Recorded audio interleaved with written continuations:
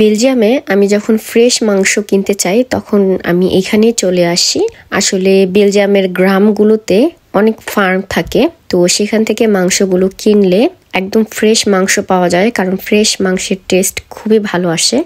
তো রমজান মাসের আগে আমি প্রায় 30 কেজি মাংস একসাথে কিনে রেখেছিলাম, আর এটা চলে এসেছে বেলজিয়ামের একটা গ্রামে। আর এখানের হালাল মাংস বিক্রি করা হয়, আর অনেক বেশি পরিমাণে এখান থেকে কিনতে হয়। পরিমাণে কিনলে হয় কি, দামটাও অনেক কম পড়ে। আর আমি এখানে দামটাও বলে দিব, কারণ অনেকেই আসলে দাম জানতে চায় যে কোন দেশে কোন রকম প্রাইস।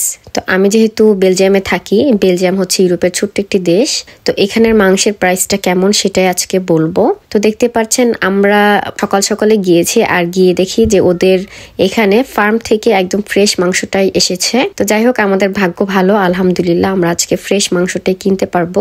তো আমরা এখান থেকে একটা চয়েস করেছি, একটা লেগ পিস, তো যেটাকে আমরা নর্মালি সিনার মাংস বলি। তো আমরা এখন এটাকে মেপে দেখবো যে এটা কত কেজি হয়।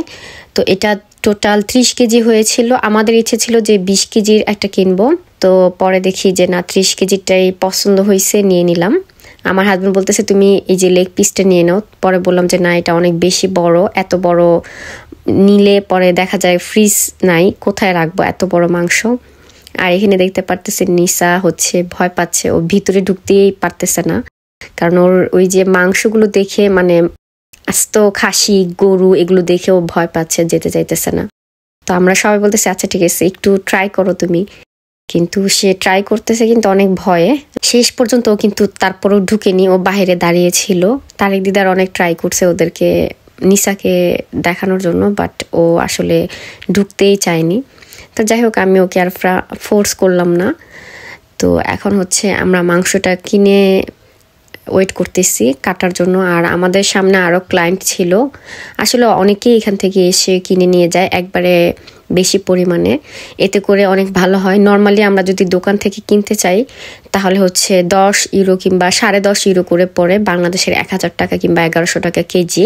আর এখান থেকে কিনলে 8.5 ইউরো করে পড়ে, বাংলাদেশের 850 কিংবা 900 টাকা কেজি।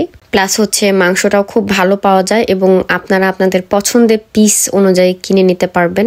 ওরা একদম সুন্দর করে ছোট ছোট টুকরা করে হাড়গুলো কেটে দেয়। আর সবার মতো আমার হাজবেন্ডও কেটে নিচ্ছে। আসলে যারা এখানে আসে তারা নিজেরাই এভাবে ছোট ছোট পিস করে কেটে নেয়। আর বাহিরে আমার বাচ্চাগুলো দাঁড়ায় আছে, ওরা ভয় পাচ্ছিল আসলে আসতে। তো আমার হাজবেন্ড কেটে নিচ্ছে, বাসায় গিয়ে যেন আমাকে আর কষ্ট করে কাটতে না হয়। আর আমি শুধু ব্যাগে ঢুকাচ্ছিলাম, আমাকে বলতেছে তোমার কাটা দরকার নেই, তুমি এমনি ঢুকাও। আর আমি একটা মোটা জ্যাকেট পরে গিয়েছিলাম, এত ঠান্ডা ছিল, কারণ মাংসগুলো তো ফ্রোজেন করা ছিল, ঠান্ডা ছিল অনেক, ফ্রিজে রাখে যেহেতু। আর আমি একটা জিব্বা নিয়েছিলাম, এটা নিয়েছিল 16 ইউরো পড়তে বাংলাদেশের 1700 টাকার মতো, কিন্তু আমার কাছে মনে হয় দামটা অনেক বেশি নিয়েছে। এই যে মাংসগুলো আমি নিয়ে আসছি, এখন আমি ভাগ করে রাখবো, যেহেতু এত মাংস। আর এটা কিন্তু আমি রোজার আগেই করেছিলাম, একদম 3-4 মাসের জন্য। আমি এখন একদম কি বলবো, আর কোনো টেনশন নাই, আর বাজার করা লাগবে না। তো একদম 3-4 মাস আমার এগুলোতে হয়ে যাবে।